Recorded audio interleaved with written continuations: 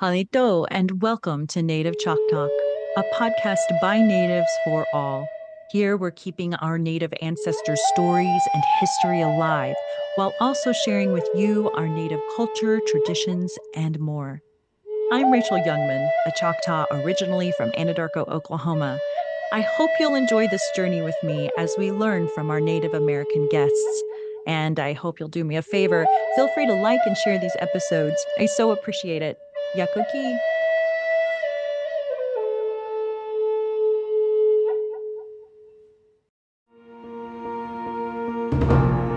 I am more than a maker. I'm more than an outdoorsman. More than a protector. Than a graduate. Than a princess. An athlete. A pastor. I'm more than a warrior. Chata ilifinachili. Chata ilifi nachili. I am Choctaw proud. I am Choctaw proud. I am Choctaw proud. We are the Choctaw Nation, and together we're more. Halito, I'm here today at our Choctaw Labor Day Festival in Tuskahoma, Oklahoma. And I'm here not only for the frybread and the gourd dances, but I'm also here especially for the unveiling of the Eternal Heart sculpture created by Sam Guerrero Stitt. This will be a companion piece to the Kindred Spirits monument in Cork, Ireland, in commemoration of the gift that was given from the Choctaw to the Irish during the Great Hunger. I'm here with support from the National Famine Museum, Strokestown Park, the Irish Heritage Trust, the Sharing Lands Research Group, and the Government of Ireland Emigrant Support Program. As collaborators and supporters of the podcast, and a special thanks to Choctaw Nation. We'll talk to Sam Stitt here in just a moment, but first let's talk with our chief. Halito, Chief. Halito, Rachel. What a busy day today here at the it. Labor Day Festival. Are you tired yet? No, I'm just getting energized. It's wow. such a great day to have everybody come together to see all of the people from Ireland here, as well as our tribal members here on our grounds at Tuskahoma. And speaking of, this is not just the traditional Labor Day Festival. We are also celebrating a great unveiling. Tell us more about that. Yeah, the Eternal Heart sculpture. I mean, it's just a great thing to go back and think about our ancestors and what they did for the people of Ireland, but also the example that they set for us. You know, when we came across the Trail of Tears, we lost a third of our people. And then one of the soldiers told us about the people that was starving over in Ireland. They pulled $170 out of their own pockets, you know, which is not a whole lot, but the people of Ireland, it says it's a spirit of hope. And the people of Ireland have never forgotten that. They did a sculpture in 2017 called the Kindred Spirits. And we feel like this is a way to make sure that our people never forget, like I said, what our ancestors did, but also that tremendous bond that we have with the spirit and the people of Ireland. Something that's especially significant about the timing of this gift was the Choctaws had just gone through something not too many years prior to that, right? Definitely. Like I said, we just came across the Trail of Tears where we lost a third of our people, you know, and we were forced to come to what is now Indian Territory, which is now called Oklahoma. And so for us to be going through all those trials and tribulations and to be able to still have a compassion, caring heart, that's the reason why I say that for me it's heartfelt about the values that they set. I mean, if your parents set that type, I do believe our ancestors set that in motion for us to continue to live out their legacy and their vision for how our people should help others. Absolutely. We are a giving tribe. And I know I sound biased, but that's because I am. And we are, though. I mean, every Yes. time we come together, we usually present a gift. But even if you think about the simplicity, if I go to even a cousin's, a relative's house, guess what? First thing they want to do, they want to start cooking food. They want to start getting together. I mean, that's just who we are. We just share our resources with others. Okay, one more question, Chief. Are you going to be part of the stickball tournaments today? Well, I'm definitely going to be at the stickball. Now, I want us to win the stickball game, so I don't know that I will play, but no, I would definitely am very supportive of our men and women's team. You know, our women's team have went down to Mississippi. They have done wonderful. They have actually been to the championship. So that's the World Series of stickball. But yes, I will definitely be over there this evening and want to support them and walking them in. But again, I'm 56. 57 years of age. I want to win. I don't think my skills are near as good as those players, so I'm going to let them play. Maybe they can put us in the senior tournament There you sometime. go. If we could have a senior game, maybe we could play those. Right? We might actually win that. Exactly. Now, they have it down in Mississippi. It's just Oh. Assistant Chief and I have not participated in the last couple of years, though, but Right. they do have it, and believe it or not, they are very skilled as well because they have grown up. Yeah. The people of Mississippi have grown up Right. with playing stickball since they've been 5 years old, 6 years old, whatever. And Yeah. so, but yes, I love playing though when I can get out and play in a reasonable manner. Yes. I love playing though. Love that so much. Well, Yakokichi, for spending some time with me on this busy Labor Day Festival day, and I look forward to next time. Well, thank you very much. I hope you get to enjoy the Labor Day Festival this Yes. weekend and everything that's going on. Absolutely. I'm out to get some fry bread right after There this. you go. Good. Well, thank you, Rachel. Thank you. Yakuki. Yakoki. I think it's just in some ways so unexpected. Two peoples that aren't really closely connected, certainly at that time, and that the fact that the Choctaw people were suffering so much themselves, but they decided to make this collection for a people across the ocean who were suffering really hard. This has really touched the Irish people over the years, and I think there's a lot of gratitude in Ireland for that. And it's good to remember these things, that kindness can still be shown even during times of adversity. I heard about the sculpture in Ireland years ago, and it's the kind of story that grabs you. Traditional Southeast and Choctaw motifs as well. So it was just very meaningful.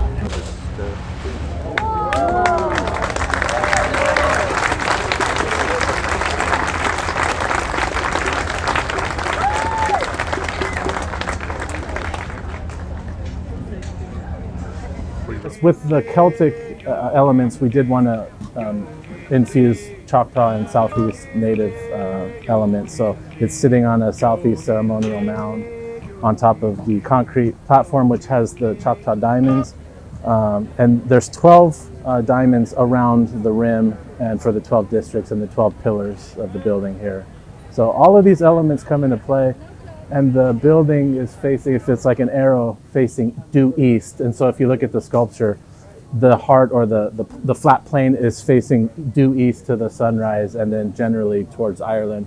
But one of the things we are going to do is when we do the finish on top, we'll do an exact arrow to Dublin with the miles and the kilometers. Sam, witnessing the unveiling of your Eternal Heart sculpture was so exciting. It was a beautiful moment, and I have no doubt it'll touch a lot of lives. Now, Eternal Heart is a companion piece to the Kindred Spirits monument in Cork, Ireland, correct? Yes. Eternal Heart has such an intricate layout. What inspired you to create it the way it looks in the design today? Yeah, so if you've seen the Kindred Spirit sculpture in Ireland, I would say it's more towards the native motif, so it's feathers in the shape of a basket. So I thought for our side, we should nod towards the Celtic motif, so that's what it is. It's Celtic knotwork. And then the tribe wanted to show our Christian charity, so that's where the Trinity comes in. And with the Celtic knotwork, it's interesting. You can incorporate different shapes within it, but there's no beginning and end, so hence the eternal and the gift from the heart. So it is focusing more on the Celtic design elements, but of course here in Oklahoma we wanted to infuse Choctaw diamonds because it has to have diamonds if it's Choctaw. Of course. And then it's sitting on a ceremonial earthen mound. So I'd have to figure out what the actual height is. So it's about 4 feet of mound, about a foot of concrete, and then it's about 8 feet tall metal. So. And then the diamonds, there's 12 of them, so there's 12 districts and 12 pillars outside. So all of those elements all tie in. You and I spoke a few weeks ago about how you are going to transport the sculpture from Washington, where you live today, over to Tuskahoma here in Oklahoma. How intensive was that to be able to get it over here? Yeah, so we were working down to the wire. So just a little background. Originally when the proposal came out, they were thinking they wanted the sculpture over on the grounds of the old Capitol building. And then at some point they changed that. So then we had to reconfigure the plans. And Also, I thought we were going to do the reveal in early 2025, but a few months ago I get a call from the tribe and they say, hey, can we have it done by Labor Day? And I'm like, I don't no know. biggie. I literally don't know. So anyway, I contacted the crews and they said, yeah, we can do it, but just barely. So fabrication was taking place into last week, and then even on Monday, they were doing final touch up on the sanding and finishing. And then the truck showed up Monday afternoon. We loaded it up in Denver, which is where it was fabricated, and delivered it here to site on Tuesday afternoon. Did the install Wednesday. Wow. The grass on the mound was put on Tuesday. So everything is fresh. That's how recent that was, and here it is Friday right now. Yeah, and then and Friday we're doing the reveal. But it went. The install went well. I was very happy with it. A lot of crew around here that helped out. So. And then we had equipment on site. I do want to say thank you to the Choctaw Nation and the Irish government for sponsoring this project. I'm very humbled and honored to be part of it. I was telling my wife, this is probably going to be the coolest thing I'll ever do in my life. It was just amazing. Yeah, what an honor. Now you actually have a booth here or something where maybe you're selling some of your silver pieces? Yeah. So I do traditional silversmithing, and basically whatever I fabricate goes pretty quickly because I'm doing very traditional stuff. And I try to price my stuff that it's accessible to the people, because I'm really doing this. I'm really doing this for cultural revitalization, and to get it out there. But again, the tribe is really good about supporting Native artists, and we'll be doing a master class down the road sometime, and the supporting artists that are teaching the people in the community. Yeah. Tell us where people can find your work. So I just have an Etsy page. It's Talihada Metalworks. So speaking of traditional wear, you're in your regalia today. Tell us a little bit about that. Yeah, so this is really what I have a passion for, is historic traditional culture, material culture. So what I'm wearing today would be early 1800s and even into like removal era. But a lot of this stuff is kind of, we're kind of losing this. Like there's not as many metalsmiths now. I love the Choctaw diamond shirts, for what it is. People who create them are true artists, but there's a lot more in the past that I think we've kind of lost. Like there was different ribbon styles, more delicate linear styles, layered, like there would be the zigzag, layered and stacked. Oh. So there would be more design elements that we could tap into that nod to our earlier styles, the headdresses. But it's all an evolution. Like it's interesting. Like back in the day, men would wear a turban with the turban band. Well, then when they adopted the hat, the chapeau, they just took the turban band and put it on the hat. So you'll still see people walking around with that. So it comes from the turban band. I didn't know that. Okay. Yeah, and then if you've seen that painting of Peter Pitchland, he's wearing a feather roach too. So, yeah, I want to bring back the old ways, the old style. I feel like I'm stepping back in time, just sitting here talking to you. Well, this could have been seen around the time, and you're also thinking about the people that came over on the Trail of Tears, and I'm a Robinson and Folsom descendant, so one of my ancestors was Emily Folsom, and there's a lot of Emily Folsom and other family members that descend from that group. Yeah. They came over in the early removal parties, and Emily Folsom and her brother, I believe Nathaniel, they died at Mountain Fork just as they crossed over from the Arkansas border into Indian Territory. Wow. They died. So then that would be my 5th great grandmother. So then my 4th great grandfather was basically an orphan, but they had to rebuild. Yes, so when I wear a regalia like this, I'm really nodding back to a time where real people existed and went through real things. But it's a testament to them that we're still here. We're still here. That's so well said.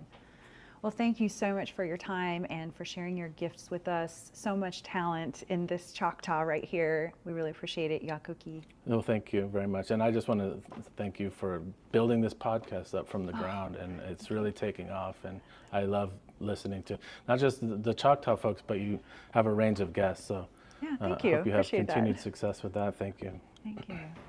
Hi, Seth. It's so good to see you again. It's good to see you. Yeah, so you have a new role since we last talked. Tell us about your new role. Yeah, so I transitioned out of executive director of the Choctaw Foundation and full-time executive director of culture for the Choctaw Nation. Wow, lots happened. It's a lot, but it's great. You know, we opened our cultural center about 3 years ago and have had tens of thousands of people go through there, and also overseeing our historic preservation department. Yes. So all of our NAGPRA, Section 106 reviews, anthropology, archaeology, and then our cultural outreach team, which anybody who's ever attended a Choctaw Nation event will recognize that team. They do the social dancing, the make and takes, and really try to share our culture with people all around the world. So in that case, did you have a lot to do with the event today? Yeah, so we've been working on the sculpture for a number of years now, and leading up to it, it's so exciting to see it actually up and people getting to view it. And I think the reception and just the sentiment and emotion behind it was really what we hoped it would be, and cannot thank the team enough, from Ireland, from the consulate, the minister, the artists, the community members that made all of this possible. We couldn't do it without them, and it's great to be a part of that. Absolutely. And I'm sure it was a major feat, because this has gone off without a hitch from what I can tell. Yeah, absolutely. So kudos to you and your teams. Thank you. Can you tell us, what was the process of selecting the artists that would commemorate the Choctaw-Irish bond? Yeah, it was a in-depth process. And really, when the consulate first met with us a few years ago because of the Choctaw-Irish scholarship, they came to us with this idea because of the Kindred Spirits monument, and said, what do you guys think about a sister sculpture? And obviously we loved the idea, and we started talking about location, and I think we all knew where it had to be, right here in Tuskahoma. And so we have so many talented Choctaw artists that we wanted to give an opportunity for whoever wanted to be part of this to be part of it. And we had tons of artists apply to it, and ultimately Sam was selected.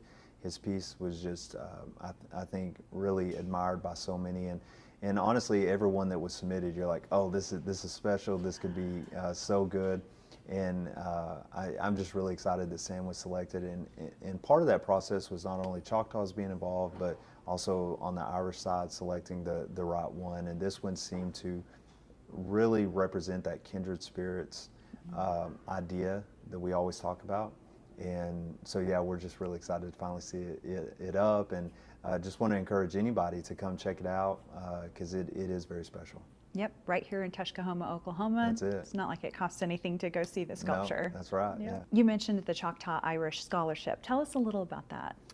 Yeah, so that was really a culmination of a relationship that branches back so far, shortly after the Trail of Tears. And most people will know that story, but the Prime Minister at the time came to us in Durant, and he had heard about the story and said, hey, I want to do something to commemorate that and to give back. And so he instituted the Choctaw Irish Scholarship. So we are probably in our 4th or 5th year of that, where a Choctaw student can go to the University College Cork free of charge. And so we also want to encourage any student who might be interested in getting a 1-year taught master's degree. It's fully paid tuition, living stipend, and all those things, but it has created, there again, just another example of that kindred spirit between us and the people of Ireland. What a wonderful opportunity. So I am with you on that, encouraging any of our Choctaw members out there to try to apply. And That's it. Yeah. Where can folks go to apply for the scholarship? Yeah, probably the easiest thing would be just go to the Choctaw Foundation website, CHAHTAfoundation.com, and if they have any questions, they can reach out to me or anybody listed on the website. Would be able to give them some more information. Well, great. Thank you so much for your time today, and also for this wonderful event. Absolutely. We're all having a great time, and I hope folks who haven't been to the Labor Day Festival will join us next year as well. Yeah, that sounds great. Thank you so much. Well, halito, Claire, welcome. Halito, Rachel, how have you been? Good. And I'm so excited about these Labor Day Festival activities. I'm really, really happy to be attending and to be volunteering. Now, I hear you have a new role. Tell us about it. Yes, I do. So last we talked, I was curator at the Cultural Center. What a wonderful, very shaping and formative experience for me. But I've since transitioned into public arts manager for all of the Choctaw Nation. This is an inaugural role, so we've never had a public arts manager before. And I think through my work at the center, I just found such a passion for our artists, and I felt very called to kind of venture deeper into that world. I hear there was also a new sculpture recently by Brendan O'Neill, The Gift. Is that correct? Yes, it is. Brendan is such a talented sculptor who I had the pleasure of working with while curator. I'm sure that you've seen a lot of the news stories, but at the Choctaw Cultural Center, we actually worked with Brendan to install a version of The Gift at the CCC. And just, it was so beautiful. And, when I came on to the scene at the Cultural Center, they were already in the beginning phases of creating that piece. And so I was kind of brought in, and I think that, that was one of my first large scale sculptural projects to be a part Yeah. of in the art world. And You it just hit the definitely, ground running. That's a big one yes, too. yes, yes. And it definitely has influenced so much of the work that I do now as public arts manager. But he was just so committed to getting details right. Like he was very interested in Choctaw women's hairstyles during the period. And we referenced some photos of our ancestors with what we would call a banaha bun. Yes, And that's what it looks yeah, like too. I yes, didn't know it was yeah. called that. Yeah, and I had the pleasure of one of our cultural educators, Miss Becca Boykin, putting my hair in a banaha bun and sending photos to Brendan so that he Oh. could sculpt it. So from the smallest details, then to, like getting the bust actually on site and helping uncrate it and seeing it placed and adjusting lighting for the first time. He was just a pleasure to work with and so generous in his donation. And of course, I'm sure you've heard, Rachel, that now they have a similar sculpture in Ireland. So they've done a similar sculpture. Does it look basically the same, maybe smaller or something? Yeah, it's from what I can tell, it is largely the same piece. It's like kind of the twin piece, the sister piece that's there at the Famine Museum in Ireland, which I think is just what a perfect place for it, considering the Yes. origins of the gift and our connection to the Irish people. And similarly, Brendan did all of the same kind of work to make sure that it found a good home there and to kind of commemorate that connection. So, listeners, if you're ever in the area of Durant, Calera area, be sure to stop by the Choctaw Cultural Center so you can see Brendan O'Neill's The Gift sculpture as well, and then head up to Tuskahoma so you can see Eternal Heart. So there's also the Kindred Spirits Monument in Midleton County, Cork, Ireland. Listeners, come check out every one of these monuments. You'll enjoy seeing them in person, and I know that you'll be moved by the story that goes along with it. So, Claire, you've spent a lot of time in Ireland, and we'll talk about that in a moment.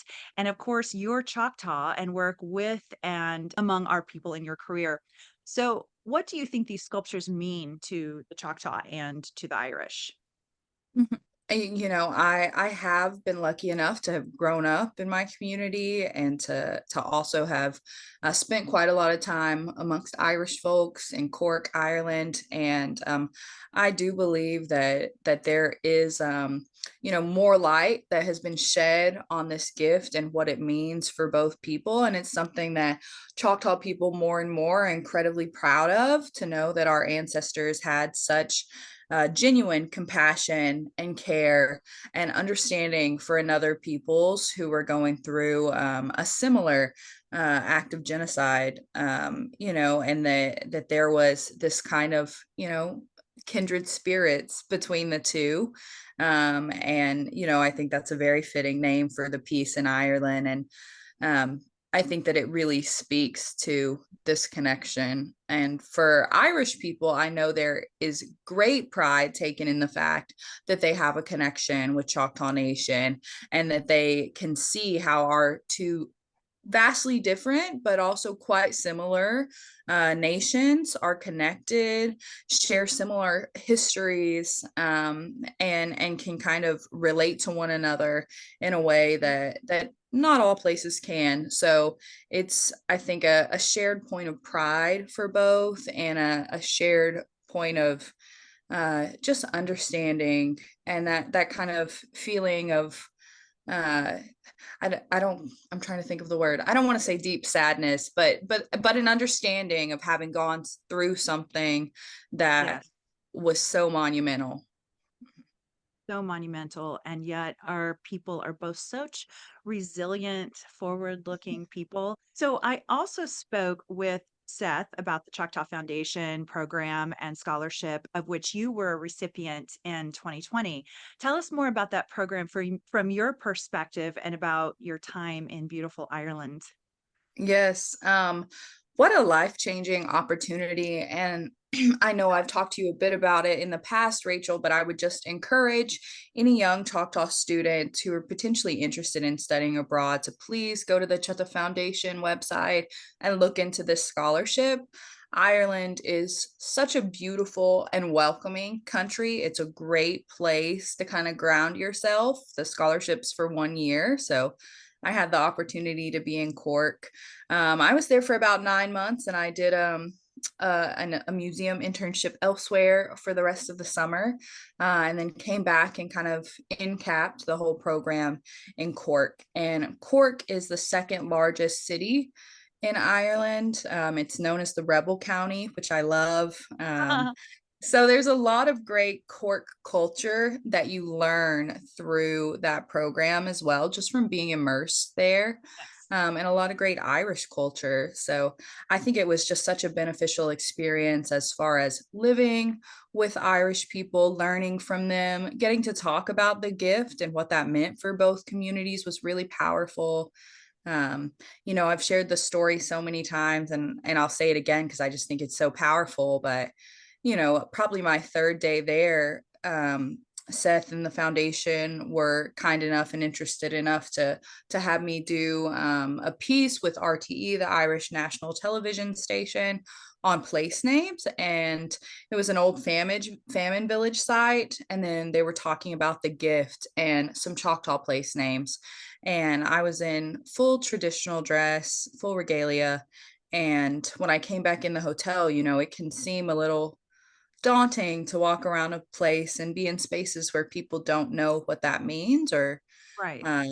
can't necessarily recognize the significance of it right off, or you're not surrounded by community in the same way that you are at Labor Day when you put on traditional Yeah. dress.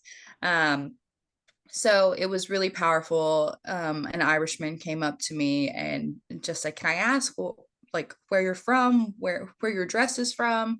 And I told him a little bit about who I was and what the gift was, and he said, "I know who you are. Like, can I That's just give you a hug amazing. and say thank you from my ancestors to yours?" And that was really powerful, a very powerful moment. Mhm. I have goosebumps. And Yeah, it's every it's time I tell it. yes, it just Yeah. yeah, and it's what you needed Mhm. right at that moment too. It was. It was. Mhm. Well, I to this day, I still receive social media messages and emails from people from Ireland saying, "Hey, we remember the gift. We will never forget the gift." And again, it's just it's a big thing. It's so what did you study while you were in Ireland, by the way? So the scholarship program is for a master's. So you have a different opportunities to kind of choose what you're most interested in. And I did study museum studies, which was very fitting for my work at the Cultural Center and my work Yeah. as public arts manager. Just having the opportunity to kind of work with leading Irish museum professionals. And then, I did work placements in a museum and an art gallery. So to have both sides of that has really prepared me for the work that I do now. And to be able to learn that knowledge and to bring it home to Choctaw country has been really powerful for me. But then on the flip side of that, to be able to bring my experiences as a Choctaw woman to Ireland, to be able to share more about indigenous museum and art philosophies with that group of people. I like to think that that was a pretty powerful experience as well. Love that. Sounds like you got so much out of it. That's kind of like a life-changing opportunity. So, what's next for the commemoration of our two communities, the Irish and the Choctaw? Are there any new exhibits or events coming up outside of this Eternal Heart unveiling? Well, like you mentioned, of course, what's up first on the agenda is the Eternal Heart unveiling, and we are just so excited for that. Right now it's been such a big push internally for a lot of our public arts leadership and different folks who have been so involved in that. That of course we're always thinking about the next thing, but right now there's a lot of focus on the Eternal Heart and just how proud we are of our community and of our artist Sam Stitt, who actually created the piece. And it's just wonderful. I can't wait for everyone to be able to see it. Up next, I think there's a lot of opportunity for growth. I see a lot of our Choctaw artists, our beadwork artists, our painters actually creating pieces that are kind of commemorative and speak to the gift and that connection. So I think that's a really cool movement that's happening right now in some of our Choctaw art spheres. So I think there's a lot of opportunity for what could be next. And I think that goes well beyond the reach of just Choctaw Nation. So many other tribes have, connections to Ireland and different places abroad through, a lot of histories of intermarriage and connections. So I think that the opportunity to kind of showcase these connections, it's coming forward. And I think we'll see it a lot of places in Indian country. I love that, especially like you said, all of Indian country. So thanks again for sharing your personal experience. And I'm proud of the work you're doing in your role there at Choctaw Nation. Fantastic. I look forward to seeing all the great things you're coming up with for all of us here in Choctaw Nation. So yakaki for all you do, Claire. Yakuki, Rachel, thank you so much for having me today. Absolutely. Let's take a brief step back in time and remember what happened amongst our peoples. The Irish famine was brought about by the killing of the primary food source for the Irish, the potatoes, which suffered from a disease called blight, and it killed the roots of the potato plants and leaves. Therefore, the rotting of the only crop of 3/4 of Ireland initiated a severe famine between the years 1845 through 1852. 4,100 miles from Ireland to the United States, and about 13 years prior to the Irish famine, the Choctaw and other Native American people also suffered greatly by being removed from their homes and the lands of their ancestors on a journey to Indian Territory, now Oklahoma.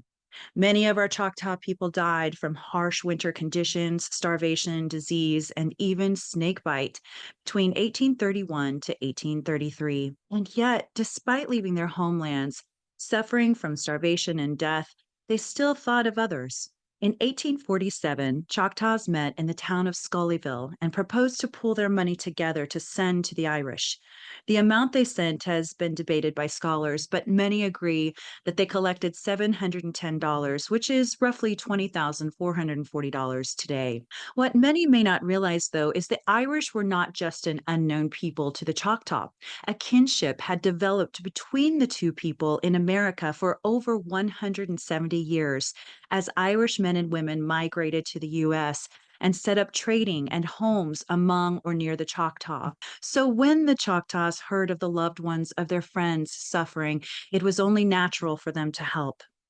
The Irish and the Choctaw are truly kindred spirits, a kinship born out of hard times and the bond that resulted from a small but heartfelt gift. Ireland's president, Michael D. Higgins, wrote the following in the foreword of the book, Famine Pots.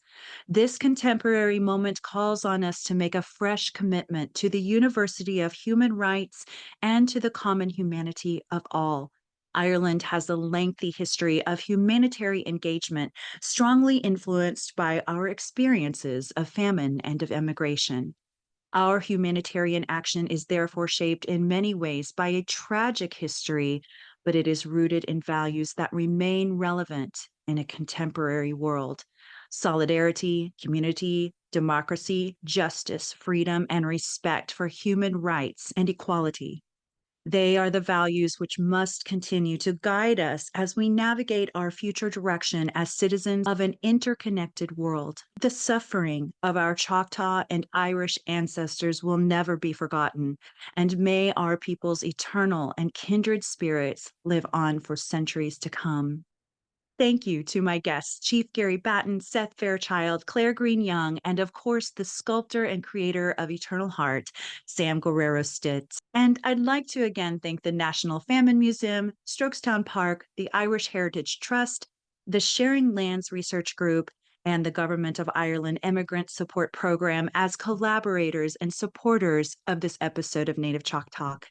Also, a big shout out and Yakoki to Choctaw Nation of Oklahoma, who supported this episode. Yakoki. Thanks for listening to Native Chalk Talk. Be sure to join our community on YouTube, Facebook, Instagram, and Twitter, and check us out at nativechalktalk.com. Stay tuned for the next episode. You're going to love it. Yakoki. Thank you, my friends.